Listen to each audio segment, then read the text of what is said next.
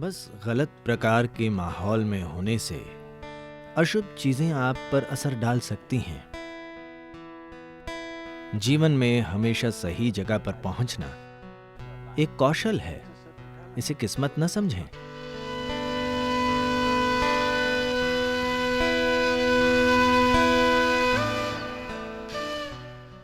आध्यात्मिक परंपराओं में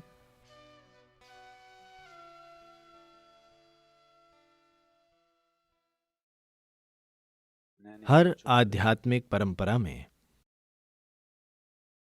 हमेशा संग, संगत या सही तरह की संगति में रहना हमेशा विकास का एक बहुत महत्वपूर्ण हिस्सा रहा है। क्योंकि कम ही मनुष्य होते हैं, बस एक छोटा सा प्रतिशत, जो चाहे कहीं भी हो फिर भी वे अपने मार्ग पर बने रहेंगे। बाकी सभी को मदद की जरूरत है। If they are not in the right company, there's very little chance of them doing the right things. अगर वे सही कंपनी में नहीं होंगे तो उनके सही काम करने की संभावना बहुत कम है। दुर्भाग्य से यही सच्चाई है। जरूरी नहीं है कि यह दुर्भाग्य हो, क्योंकि इसका मतलब ये है कि उन पर असर डाला जा सकता है। ये समाज की जिम्मेदारी है कि हर व्यक्ति के लिए और To create the right atmosphere, सभी के लिए जो सुंदर है, to grow उस towards दिशा में जाने के लिए what is beautiful for the individual सही and माहौल for तैयार everybody किया else जाए। around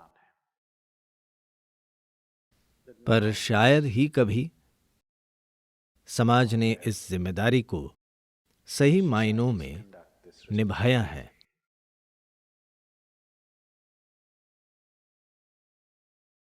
in the right sense. क्योंकि समाज को दिशा नहीं दी जाती। समाज में बदलाव आने दिया जाता है। जैसा असर होता है, Depending upon what is the influence, in that direction it grows. समाज उसी दिशा में जाता है। पता नहीं, मैं विश्वास नहीं करना चाहता,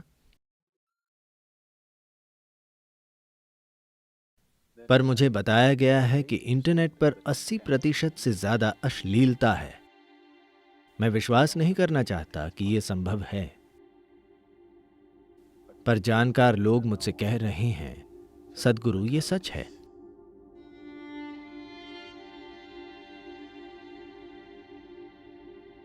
ये एक बीमार दुनिया है। 80% यानी दुनिया बीमार है, ना कि स्वस्थ।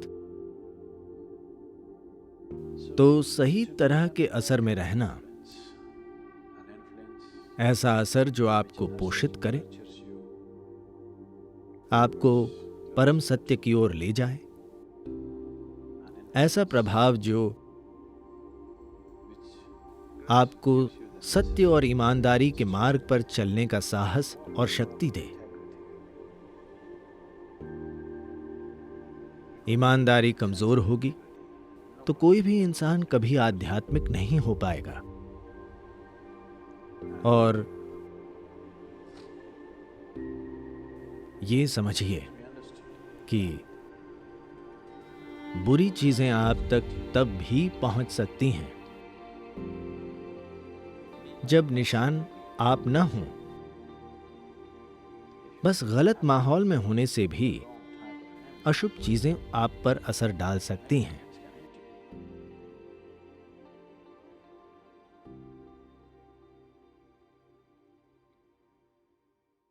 इससे याद आया, 2 आतंकवादी were preparing envelope bombs, postal bombs. लिफाफा बम तैयार कर रहे थे। Done quite a few. काफी बम बनाने के बाद Asked एक ने दूसरे से पूछा, the other, क्या तुमने काफी भरा है? तुम्हें लगता है कि हमने लिफाफों में काफी RDX भर दिया है? into the envelopes. दूसरे ने कहा, तुम खोल कर देख लो। It and see. वो बोला, अरे मैंने इसे खोला तो ये फट जाएगा। दूसरा बोला, बेवकूफ, इस पर तुम्हारा एड्रेस नहीं है। जरूरी नहीं कि एड्रेस आपका हो। गलत डिब्बा खोल दिया तो ये वहीं फट जाएगा। दुनिया में ऐसा ही है, आपके अंदर भी ऐसा ही होता है। There are lots of आपके सिर में कई डिब्बे हैं। गलत डिब्बा खोला तो कीड़े निकलेंगे, crawl out सही डिब्बा खोला तो उसमें से सुगंध निकलेगी। out of it. क्या आपने ये देखा है? आपने अपने अंदर ये देखा है? मन के एक हिस्से को खोलने से गंदगी निकलती है, मन का दूसरा हिस्सा खोलने से सुगंध निकलेगी। Fragrance will come out. क्या आपने ये नहीं देखा? पर्याप्त जागरूकता और सही संगति में होना ताकि गंदगी न फैले, ताकि आप अपने अंदर की सुगंध को खोल सकें, That you open up गंदगी नहीं। within you, not the filth.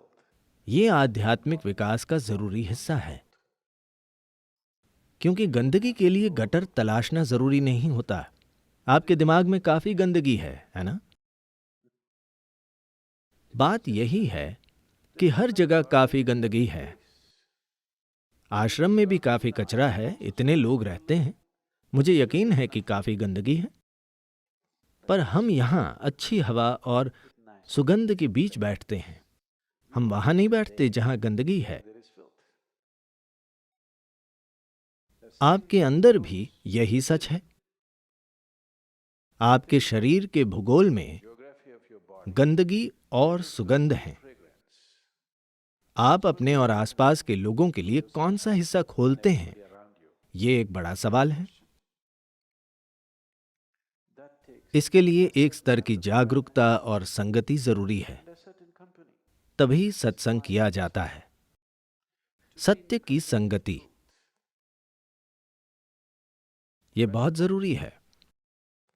अगर आप आश्रम में चारों ओर घूमें,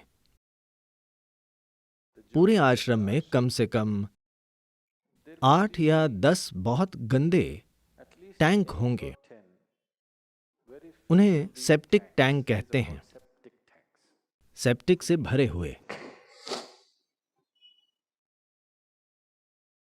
If you every अगर आप रोज वहां बैठते हैं तो आप जरूर ये निष्कर्ष निकालेंगे कि ईशा योग केंद्र धरती की सबसे गंदी जगह है, आप उसमें गिर जाएं तो ईशा योग आपके जीवन का सबसे भयानक अनुभव होगा। पर आपसे उसमें गिरने की उम्मीद नहीं की जाती, इसमें गिरने की उम्मीद की जाती है। पर आप भूगोल नहीं समझ पाए, क्योंकि आपका इतिहास गलत है। आपका कर्म ही आपका इतिहास है ना? शंकरन पिल्लाई ने फैसला किया कि वो एक डाकू बनेगा, क्योंकि उसका बिजनेस नहीं चल रहा था, कोई उसे नौकरी नहीं दे रहा था। तो उसने फैसला किया he will go on rock. कि वो किसी को लूट लेगा। So you got तो उसने एक देसी बंदूक ली। made gun. Late night he walked, देर रात वो एक रात की दुकान में गया, pointed the gun वहां मौजूद क्लर्क पर बंदूक तान दी और कहा, and said, पैसे दो "Give me the money." या तुम भूगोल हो जाओगे। Geography. क्लर्क ने कहा, आपका मतलब है इतिहास हो जाओगे, है ना? चुप करो, विषय बदलने की कोशिश मत करो।